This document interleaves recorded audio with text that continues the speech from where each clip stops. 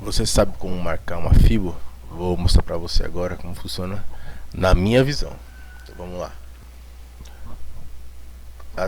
Da onde eu acabo puxando uma fibra?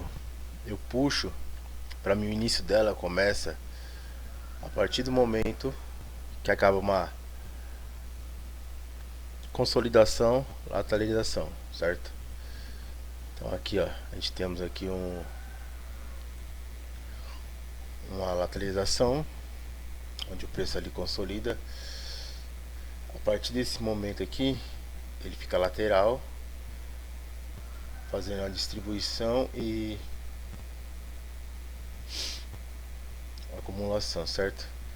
No momento aqui ele rompe,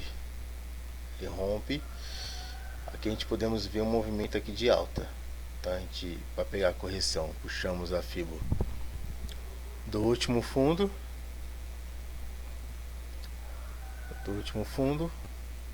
ao topo aqui, preço máximo. E aqui nesse caso eu aguardo a correção. Eu gosto de pegar no 50, 61, que são, pra mim são as regiões mais fortes. Então aqui ele chegou, tocou no 50, impulsionou para cima. Nesse caso aqui, como ele teve um rompimento, eu já puxo outra fibra aqui. Então eu venho do último fundo pro último topo. No 23 é uma correção ali, só que porém eu acho fraco, então eu acabo não considerando tanto. Porém aqui nesse ponto ele chega próximo do 38, que é uma região. Normalmente a fibra, os níveis da fibra são uma região, então eu considero uma região. Não, às vezes não precisa tocar, normalmente não acaba não trocando. E tá tudo bem. E aqui ele rompe novamente. Como que eu faço aqui agora? Eu venho e puxo a fibra novamente do último fundo pro último topo, certo? Aqui ele novamente, ó, ele corrige, chega nos 50%,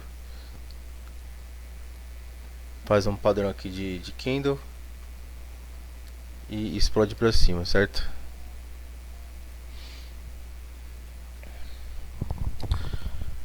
Aqui ali tem um rompimento novamente. O rompimento aqui não chega a ser tão forte, porém ele rompe e confirma.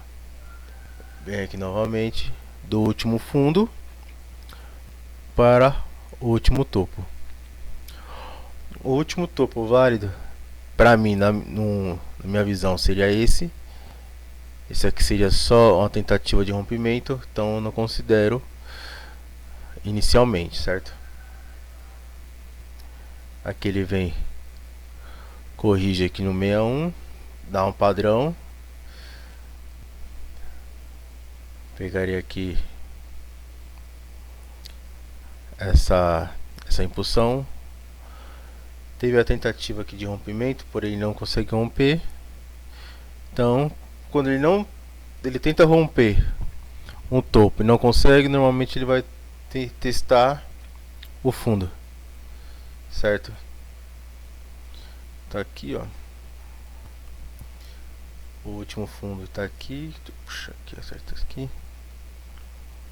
O último fundo se encontra aqui, ó. Ele vem, testa,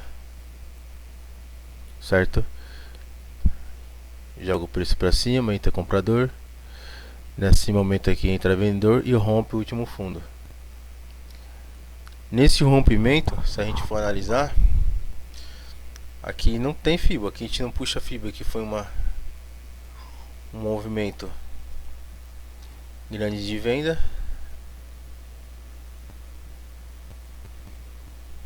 Aqui não tem fibra e não adianta a gente querer puxar a fibra de onde não existe também. Chegou aqui, ele consolida, distribui. Aqui ele ficou, acho que se não me engano, na quarta-feira. E aqui ó, ele explode na sexta-feira, que foi quinta, na sexta-feira, dia de Perwall, ele explode fazendo esse movimento aqui, todo esse movimento de compra. E aqui, ó, nós puxamos a Fibo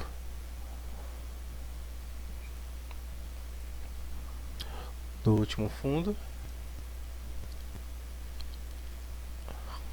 até o último topo, certo? O que acontece? Que ele chega próximo do 38 e entra a venda e entra a compra novamente, certo? Isso aqui foi na sexta, o mercado fechou aqui na sexta-feira aqui. Então é dessa forma. Aonde não tem Fibo, não adianta a gente querer ficar inventar de puxar, porque a gente não vai conseguir.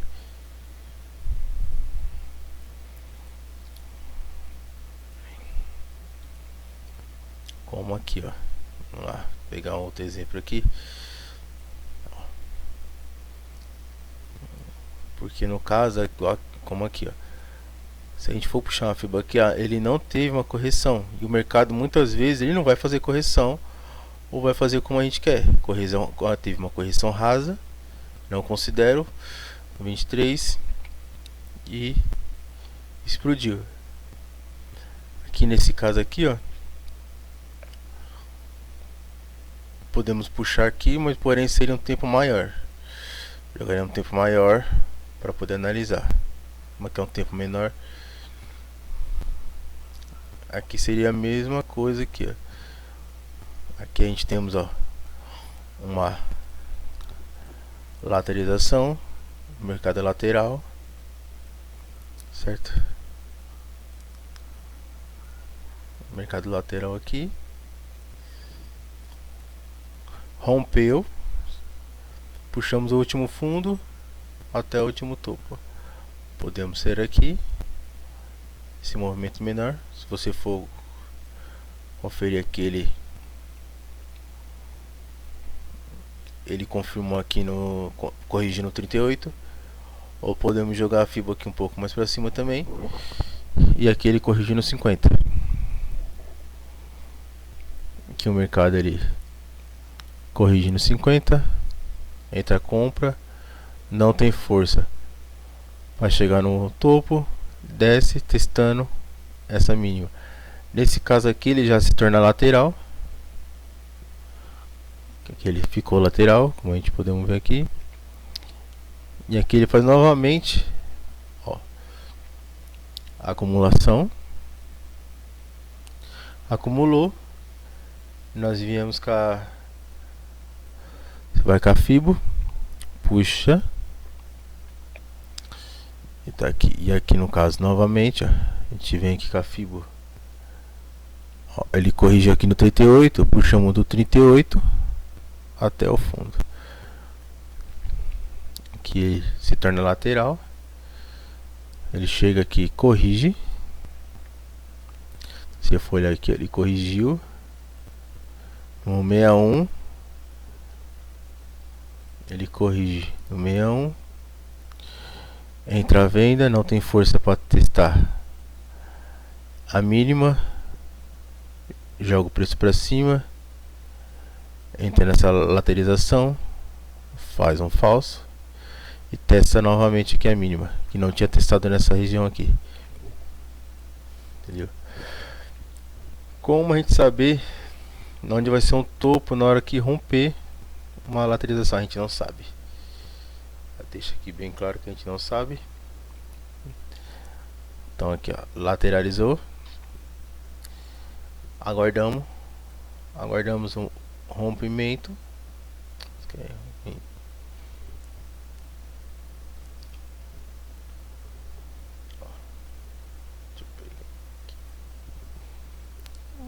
o negócio aqui? Ó, lateralizou, certo? No momento que ele rompe, o que nós vamos fazendo? A gente vamos aguardando a formação de um topo, e aí vamos aguardando a correção. Como eu falei, eu gosto do 50 e do 61, aguardando a correção aqui próximo. Ele fez um padrão, de reversão, entrada para continuação do movimento, certo? Só recapitulando, a FIBA, a gente, no meu operacional, ela começa a partir do momento que ocorre uma lateralização, lateralizou, puxa a FIBO, aguarda a correção. Mercado aqui, nesse caso aqui, ele sobe, corrige, não tem força. Não tem força para chegar e romper a máxima. Ele corrigiu, subiu, não tem força para romper a máxima e jogou o preço para baixo. Aqui ele ficou lateral. E aqui a gente não puxamos a FIBA, não nesse tempo aqui. Podemos diminuir o tempo e operar no tempo menor dentro aqui do fractal, certo? Então é isso. Aqui, ó. Lateral, lateral, aqui no caso no tempo menor, jogou o preço para baixo, fez uma mínima, a gente puxa uma fibra daqui a aqui, agora a correção, 50% mais ou menos aqui, tentou descer, subiu, não conseguiu romper, jogou para baixo. Aqui a gente poderia ter uma entrada uns 50%, aguardando a correção, a impulsão ou um rompimento, ou testando a mínima. Então é isso.